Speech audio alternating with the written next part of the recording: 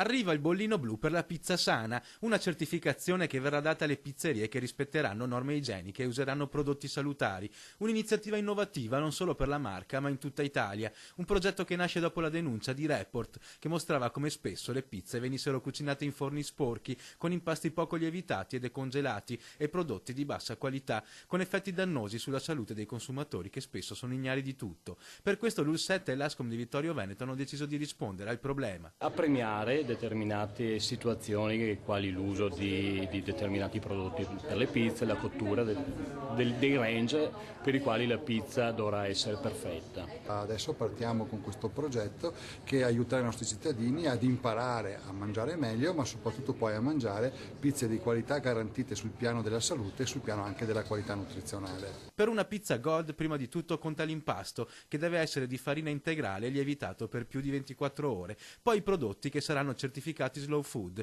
infine la cottura. La pizza non deve mai essere bruciata. Si intende dire che deve dare una cottura omogenea, che sia dorata, come andiamo a vedere qui. Noi abbiamo una cottura omogenea e uniforme, e anche il sotto della pizza, se lo andiamo a controllare, abbiamo tutta una cottura uguale e interna. Ecco. La sperimentazione partirà a fine marzo con corsi di formazione a una quarantina di locali di Vittorio Veneto, area che sforna ogni giorno 3.000 pizze.